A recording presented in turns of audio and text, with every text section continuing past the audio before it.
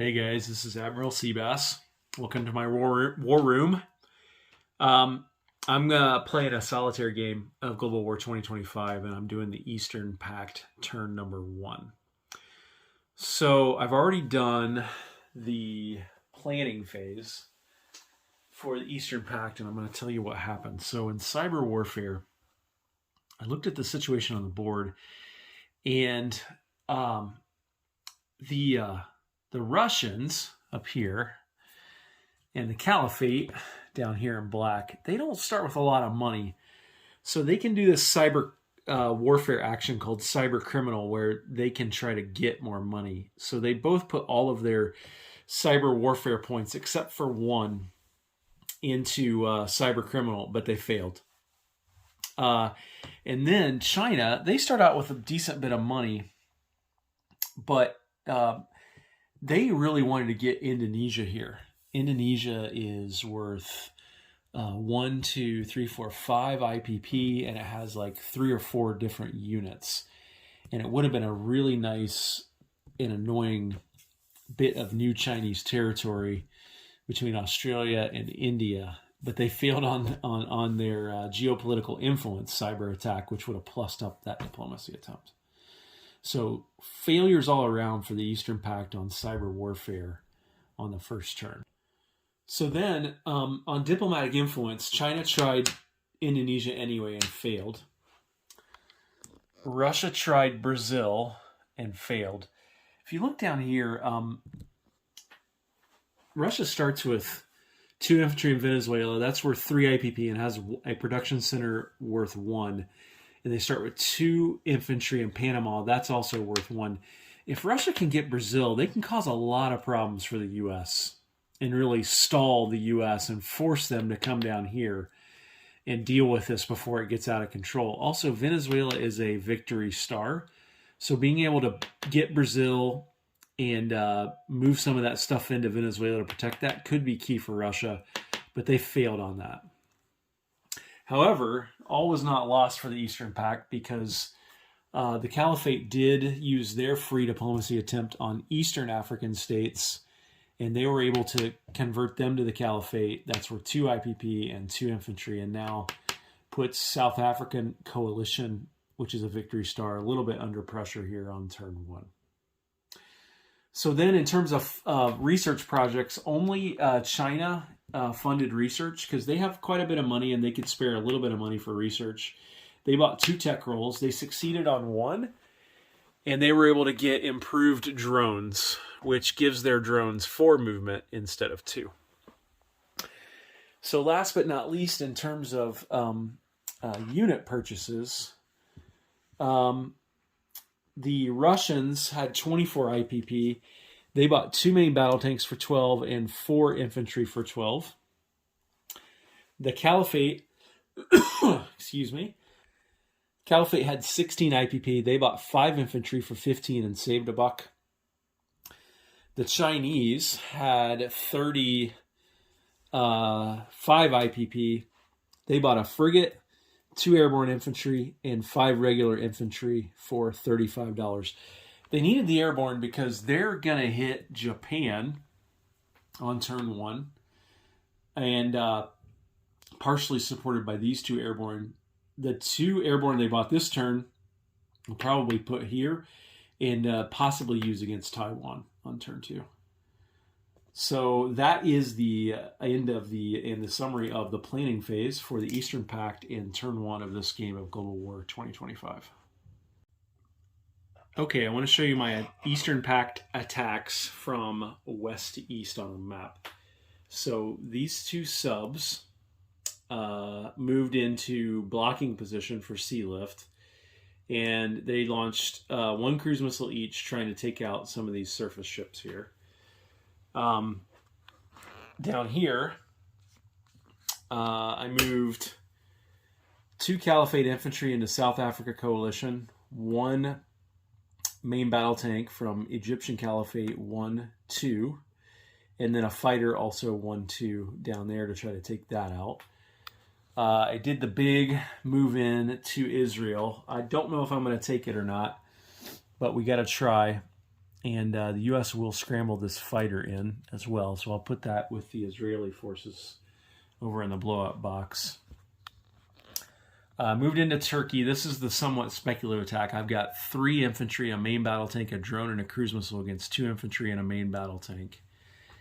And then up here, I've got in Balkan states, I've got about 5 infantry, a fighter, and an attack helicopter versus 2 infantry and a main battle tank.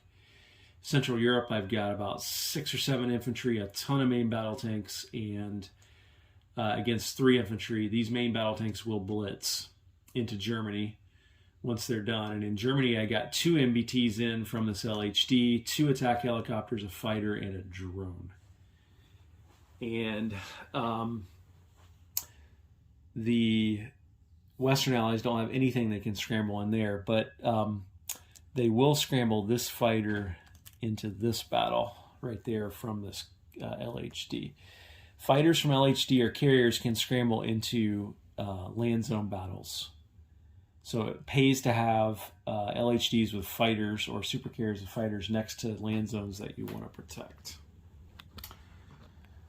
Down here, the Caliphate's going to chuck a cruise missile into India.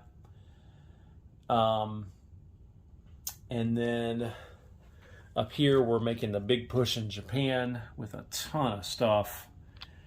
Russian, Chinese combined attack into Japan should work unless they get diced.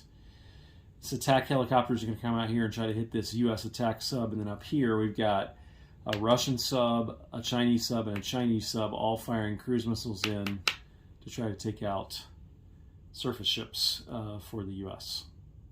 So that's a summary of my attacks. I'm going to start resolving these and let you know what happens. Okay, guys, I just finished with Eastern Pact Turn 1 combat and strategic movement, and this shows you where things stand.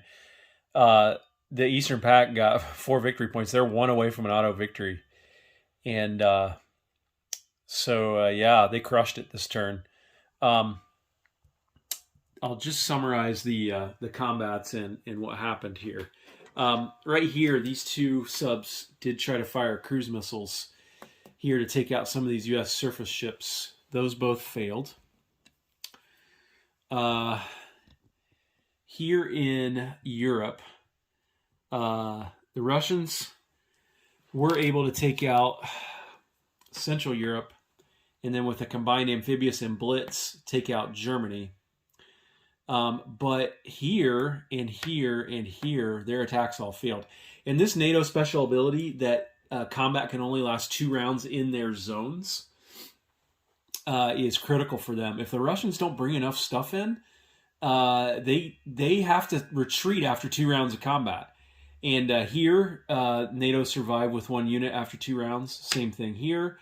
And same thing here in Scandinavia. And the Russians just had to retreat after 2 rounds because they hadn't finished the job.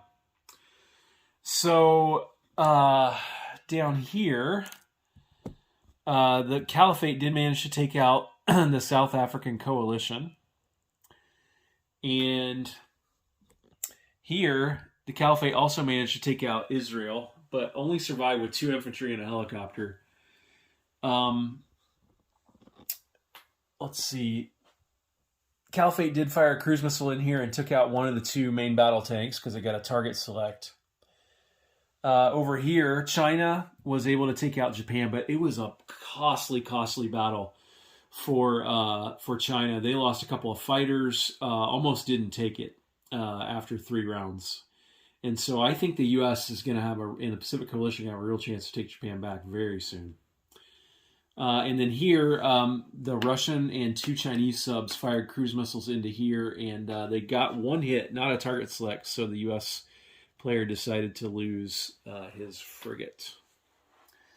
So that is where things stand. And then I've already done all the non-combat movement. You can see here that China has tried to reinforce Southeast Asia, which I fully expect in Pacific Coalition to try to take because that is a victory star.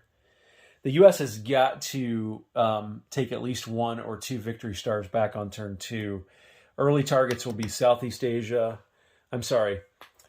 The Western Allies have to take at least 2 victory star territories from the Eastern Pact on turn 1, which is going to happen here in a minute. Early candidates are Southeast Asia and Venezuela. You can see China tried to consolidate down here. Soviet Union didn't want to move too much of this stuff out because the U.S. has an airborne here, and he can move 4. And so these ICBMs, you don't want to lose those. So the Russians also consolidated up here. And I haven't placed units yet, which I'm going to do next, and I'll summarize what that looks like when I'm done. So incomes, you can see here that China's now at 40. Russia's hopped up a lot to 34. Caliphate's up to 19. U.S. is only down 1 to 37. And NATO and Pacific Coalition are both down here at 27 and 26. So I'm going to place units, and then I'll show you how things end up for Eastern Pact turn 1.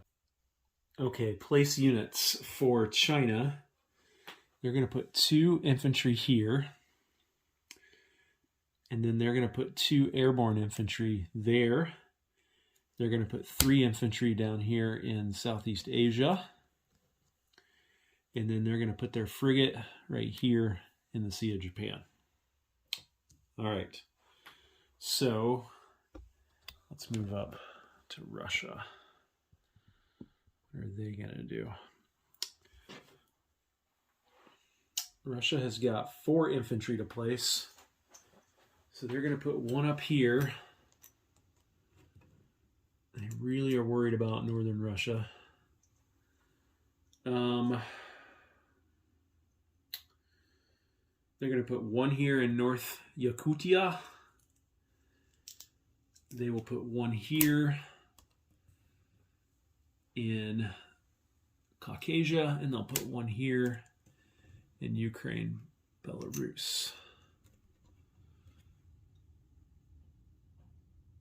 You know what? Check that. They're going to put 1 way over here in Venezuela instead.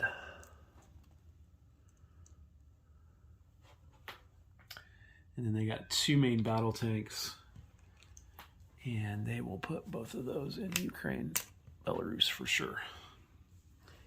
And then the Caliphate has 5 infantry to place, and they will...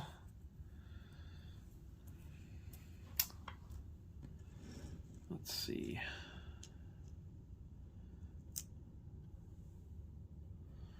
They're in a bit of a pickle here. They will, hang on. They will put 2 infantry in Central Caliphate. And then they will put 3 infantry in Iran, Pakistan. Like that. And then collect income. China gets 40. Russia gets 34. 25, 30, and 4. So let me do that real quick. So China gets a cool 40. Russia gets 34, and I believe the Caliphate will pick up 19. They saved a buck, so they will get 20. And that is the end of Eastern Pact Turn 1 in this game of Global War 2025. Take care, everyone.